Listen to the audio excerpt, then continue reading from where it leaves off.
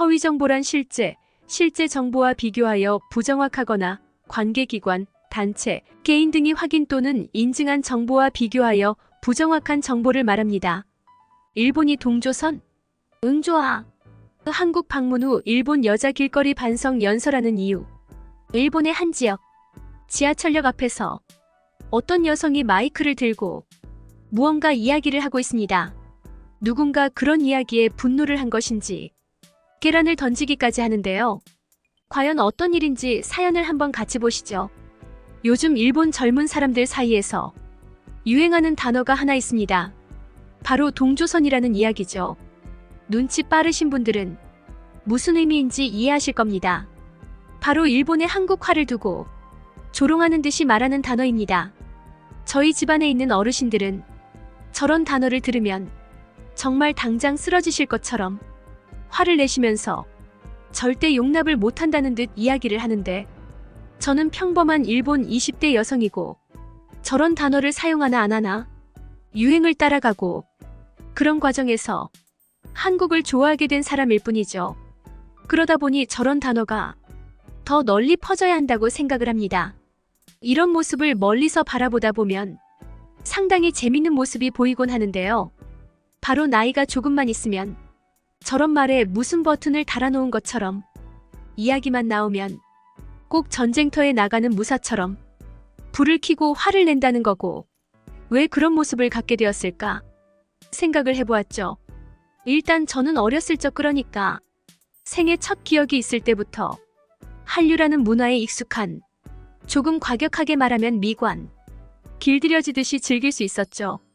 그래서 한류에 대한 거부감이 전혀 없는 상태였고 한국을 향한 열망까지 있을 정도였으며, 고등학생 때는 한국 드라마에 빠져 한국을 한번 여행 다녀오는 게 소원일 정도로 한국에 푹 빠지게 되었습니다. 저만 특별한 것처럼 보일 수 있겠지만 절대 그러지 않죠. 제 주변의 동창 중 대부분의 아이들은 한국을 좋아했고, 하물며 그런 분위기가 과열되었을 땐 한국을 좋아하지 않는다는 이유만으로 따돌림을 할 정도였죠. 물론 그런 환경이 건강하지 않다는 것을 알고 있었지만 그만큼 한국에 대한 일본 젊은 세대의 사랑은 절대 가볍게 생각할 문제는 아니라는 것이죠. 그러고 그런 상황은 조금은 이상하게 흘러가기도 했습니다. 지금 일본의 많은 여성을 잡고서 물어보면 꽤나 많이 한국 남자에 대한 환상을 갖고 있는 것처럼 보일 정도로 한국 남자와의 연애를 꿈꾸는 여성들이 많고, 실제로 그런 꿈을 실현시키기 위해 한국으로 여행을 가는 여자들도 상당히 많아졌죠.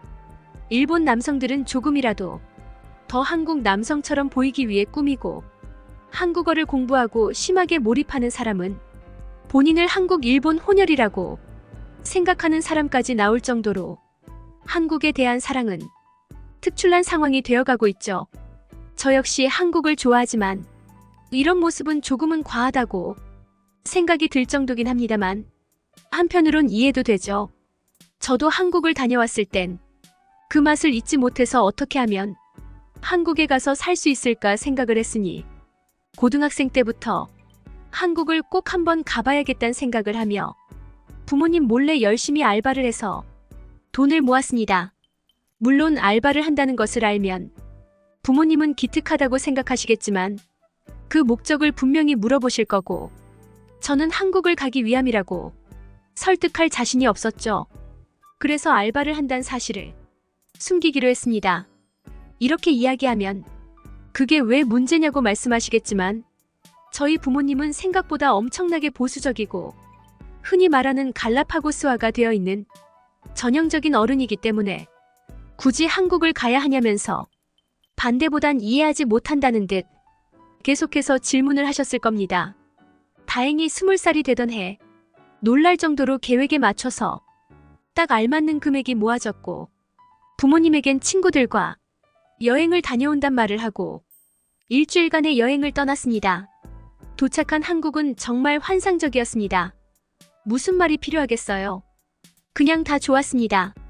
세계에서 몇 번째로 알아주는 나리타 공항이고 뭐고, 그냥 모든 부분에서 한국이 앞서 있다는 게 느껴질 정도로 비교 대상이 아닙니다. 제가 이런 이야기를 하면 너무 과장된 것이 아니냐고 생각하시겠지만 인천공항만이라도 다녀오시기 바랍니다. 분명히 어디 나라를 가든 공항은 좋은 서비스 질을 유지하겠죠. 근데 인천공항은 그 시작 전부터 무언가 다른 것처럼 모든 면에서 불편함 없이 완벽한 모습을 보여주니깐요. 오늘은 공항 이야기를 하려는 것이 아니니까 그냥 넘어가겠습니다. 그렇게 친구들과 함께 저희는 숙소로 향했고, 저희가 잡은 방은 한국 전통의 한옥집을 개조해서 만들어 놓은 듯한 숙소였고, 어떻게 보면 일본의 전통 가옥들이랑 비슷한 느낌이었지만 그 상세함이 너무나 달랐습니다. 무언가 단촐한 듯한 일본의 가옥들은 수많은 모형들과 그림으로 가득 찬 한옥과는 비교 자체가 불가능할 정도로 별거 없어 보였죠. 그렇게 처음부터 한국의 아름다움을 느낄 수 있었고, 그런 아름다움은 과거부터 현재까지 이어져 오고 있다는 것을 완벽하게 이해할 수 있었습니다. 우리는 한국 관광에는 사실 크게 관심이 없었습니다. 우리가 해보고 싶었던 것은 다른 것이 아닌 우리가 자주 봐왔던 한국 드라마에서처럼 한국에서의 삶을 살아보는 것이었고, 그러기 위한 철저한 준비를 해놓았었죠. 고작 일본에서 하는 도안놀이와는 차원이 다른 경험이 될 것이란 생각에 모두가 흥분을 감추지 못했고, 친구 중에 한 명은 이 짧은 시간 동안 꼭 한국 남자와 친해져야 되겠다고 중대한 과업을 갖고 있는 것처럼 대단한 눈빛을 보내고 있었고, 우리는 팀을 나눠 한국에서의 삶을 즐겨보기로 하였으며 다음 날부턴 따로 다니기 시작했죠. 저는 처음 해본 것은 한국 편의점을 가보는 것이었습니다.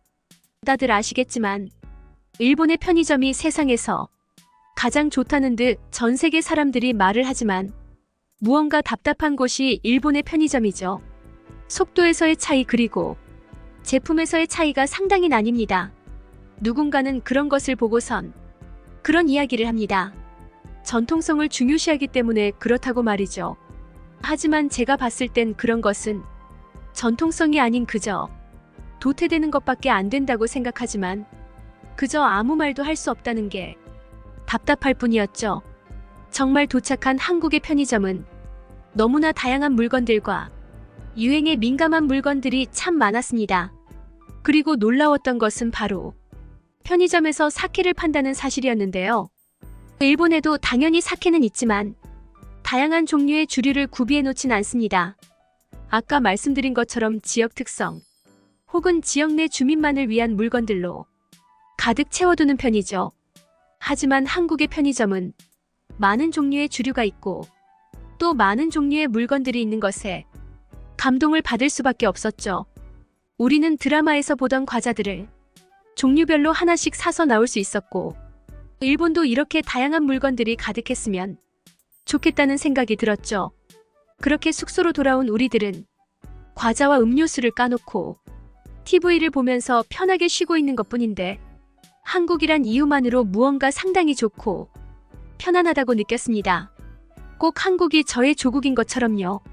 그렇게 한국 영화를 보고 있었는데 라면을 너무나 맛있게 먹는 장면이 나오면서 모두가 군침을 삼키며 라면을 먹고 싶다는 생각으로 가득 차 있는 상태가 되었고, 모두가 눈에는 장면이 안 들어오고 귀에도 안 들어오고 그냥 라면 생각만 났던 거죠. 우리는 그렇게 라면을 사와서 끓여 먹으려고 하는데, 그런 저희의 모습을 보고 있던 숙소 주인 아주머니께서 이리 내놓으라고 말하시면서 갑자기 라면을 끓여주시기 시작했죠. 솔직히 막막한 생각이 들었을 때쯤 도움을 주신 거라 너무나 감사하다는 생각이 들었고, 우리는 그렇게 식탁에 둘러앉아 라면이 나오기만을 기다리고 있었습니다. 시간이 지나면서 맛있는 라면 냄새가 나고 숙소 아주머니는 큰 냄비에 5개를 끓인 라면을 갖다 주셨고, 우리는 모두 맛있게 라면을 먹기 시작했죠.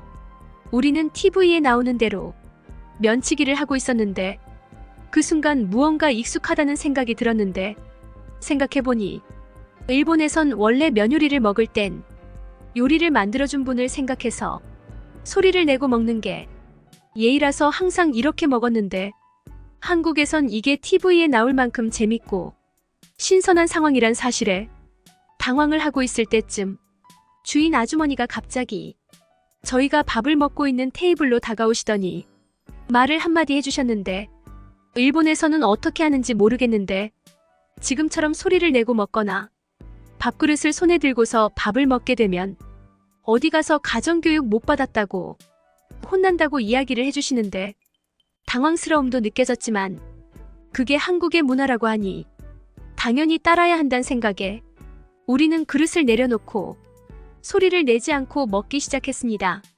그런데 그렇게 먹으니깐 참 신기한 일이 생겼는데요. 티 안 나게 이물질이 튀던 일본의 식습관이랑은 다르게 한국의 방식으로 먹게 되니 옷에 이물질이 절대 튀지 않고 깨끗하게 식사를 할 수 있었죠. 이런 좋은 방법을 두고 왜 일본에선 그렇게 먹는지 이해가 가지 않았습니다. 친구들 모두는 일본으로 돌아가면 절대 이렇게 밥을 먹지 않겠다는 다짐을 하고 우리는 남은 시간을 계속해서 한국 사람처럼 살아가면서 꽤나 많은 것을 느끼고 배울 수 있었습니다. 일단 한국 사람들의 배려와 친절은 상당히 멋지다는 생각이 들 정도였죠. 일본 사람들도 친절하긴 하지만 그것이랑은 다른 무언가의 모습이 있었고, 한국 특유의 편의성과 기술의 발전은 놀라울 따름이었는데, 다른 나라는 어떤지 모르겠지만 한국에선 정말 아무것도 안 들고 핸드폰 하나면 무슨 일이든 처리할 수 있도록 가게들이나 편의시설 등이 시스템화되어 있는 것 같았죠. 그런 기술들에 놀라며 우리는 정말 갖고 온 돈을 다 써버리고 일본으로 돌아왔습니다. 여기서부터 우리의 지옥이 시작되었죠. 처음부터 고비였습니다. 도착한 일본의 공항은 분명히 좋은 곳이지만 평범했습니다. 뭐 하나 특출나 보이는 것이 없는 느낌이랄까요? 그래도 우리가 공항에서 사는 사람들은 아니기 때문에 여기만 벗어나면 괜찮아질 것이다. 잠깐의 향수병이다라고 생각하면서 급하게 집으로 돌아갔고, 집에서 짐을 풀어두고 한국에서 사온 기념품을 숨겨두고 부모님과 식사를 하는데, 그날따라 우동을 먹는다는 부모님의 말에 상당히 곤욕스러운 식사 시간이 되었죠. 일주일간 한국의 식문화가 익숙해진 저는 부모님이 식사를 하는 모습이 썩 좋아 보이지 않았습니다. 한 손엔 접시를 들고 우동을 후루룩 먹는 소리가 상당히 귀에 거슬리기 시작한 거죠. 저는 그래도 부모님이기 때문에 아무 말도 하지 못하고 저는 배워온 대로 식탁에 접시를 놔두고 면을 조용히 먹고 있으니 부모님이 이상하다는 듯이 쳐다보고 계시더니 급기야는 화를 내기 시작하셨는데, 왜 이렇게 밥을 예의 없고 상스럽게 먹냐고 화를 내시는 거였죠. 그래서 부모님이 드시는 식사 방법이 더 야만적으로 보인다고 이야기를 했고, 부모님은 애가 한국을 좋아하더니 망가졌다고 갑자기 신세 한탄을 하시는 게 아니겠어요? 그런 상황에서 절대 질 수 없다는 생각에 차라리 한국처럼 식사를 하면 더 좋을 것 같다고 말을 했습니다. 우리 식사 시간을 카메라로 찍어보면 너무나 보기 안 좋을 거라고 말을 했죠. 그렇게 20살에 처음으로 부모님에게 크게 반항을 해보고 방에 들어가서 장시간을 고민을 하게 되었죠. 그냥 열심히 공부해서 한국으로 유학을 가버려야 하나 생각을 하게 되었고, 저는 한국의 문화만 아는 게 아닌 여러 가지 한국과 관련된 공부를 하기 시작했습니다. 저는 그 과정에서 정말 놀라운 사실을 알게 되었고, 실제로 일본은 동조선이 맞을 수도 있을 것 같다는 생각을 하게 되었죠. 지금 일본의 문화, 그러니까 지금 갖고 있는 기술의 시작이 백제라는 한국의 옛날에 있던 나라 중 한 곳에서 넘어왔고, 그것이 지금의 일본의 문화와 기술을 만들어냈다는 걸 알 수 있었죠. 이걸 무시하려고 했는데 놀랍게도 일본의 고문원에서도 이런 자료가 나와 있으며, 백제에서 넘어왔던 왕인 박사의 사당도 남바에 있다는 사실이 그런 것들을 증명하고 있었고, 백제문과 백제탑 등 여러 가지 그의 뜻을 빛내기 위한 목적으로 지어져 있는 건물들도 많았죠. 이런 것들을 하나 둘 알아가게 되면서 일본이란 나라의 뿌리가 궁금해지게 되었지만, 그 끝에는 무엇이 있는지 어디에도 제대로 남겨져 있지 않아 정확히 알 수 없었고, 무언가 이상하다는 느낌만 가득했던 겁니다. 그리고 점점 현대로 가까워 올수록 일본의 잔인하고 끔찍했던 역사가 하나씩 밝혀지는데 저는 사실 전범기에 대해서도 잘 몰랐고 일본이 전범국이라는 사실도 정확히는 모르고 있었습니다. 정말 창피한 사실이 아닐 수 없겠죠.